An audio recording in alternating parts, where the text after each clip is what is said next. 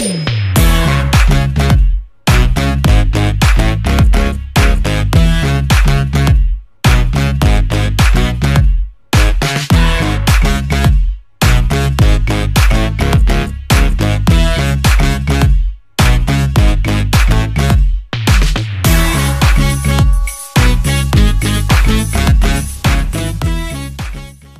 बंधुरा good morning आमी झर्ना झर्नार किचेन आज के देखाबो रेसिपि आज के शुरू থেকে শেষ পর্যন্ত দেখতে থাকুন ভিডিওটা। আর কি বানাবো আজকে কড়াইশুঁটির পরোটা বানাবো, দেখতে থাকুন। কি দিয়ে বানাচ্ছি সেটা দেখাও। এখানে আমি কড়াইশুঁটি পেস্ট করে নিয়েছি, এখানে এইভাবে দানা নেই কোনো, একদম পুরো ভালোভাবে পেস্ট করে নিয়েছি আমি এইভাবে, একদম এইভাবে পেস্ট করতে হবে এইভাবে।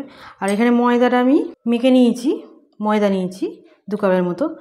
আর এখানে দিয়েছি আমি সাদা তেল ছোটো চামচে 1 চামচে, আর দিয়েছি অল্প করে চিনি আর অল্প করে নুন। আর এখানে আছে আমার এই এতে দেওয়ার জন্য পুর বানাবো, এখানে আছে তোমার ছাতু, এখানে আছে ছাতু, আর এখানে আছে হিং, এখানে আছে চিনি। আর এখানে আমি অন করে দিলাম আগে একটু কালো জিরে দেবো, এখানে অল্প করে কালো জিরে দিলাম, লাগবে না এটা। তারপর আমি এখানে দিয়ে দেবো সাদা তেল, এখানে দেবো সাদা তেল ছোটো চামচে 2 চামচের মতো তেল দিলাম। এটা একটু গরম হয়ে যাক, বাড়িয়ে দিলাম। তারপরে দেবো আমি এটাকে দিয়ে দেবো, এবারে কড়াইশুঁটির বাটাটাকে দিয়ে দেবো পুরোটা।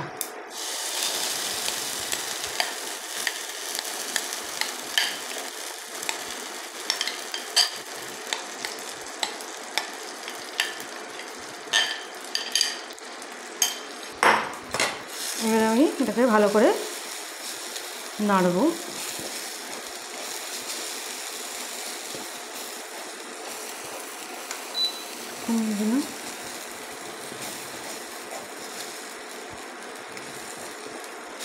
এবারে আমি নুন দিয়ে দেবো, একটু পরিমাণ মতো নুন দিয়ে দিলাম, আর দিয়ে দেবো অল্প করে চিনি, অল্প করে চিনি দিলাম।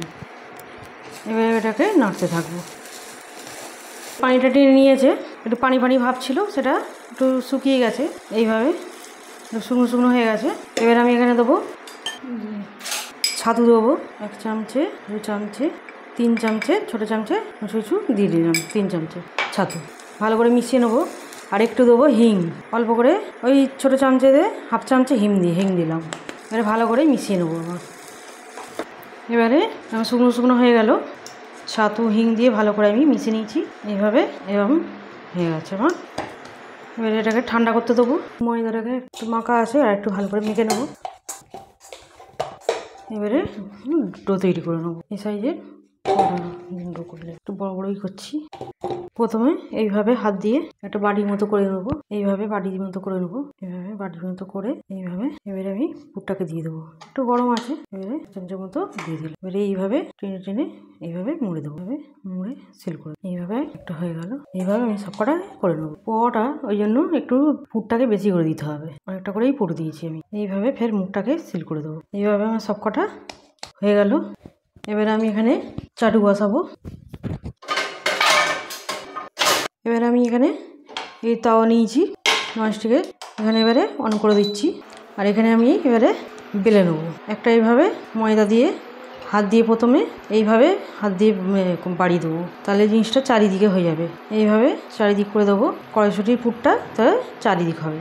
এটা হালকা হাতে বেলতে হবে, খুব বেশি করা যাবে না, তাহলে বেড়ে পড়বে। একদম হালকা হাতে বেলতে হবে। এইভাবে সব কটা এইভাবে বেলবো।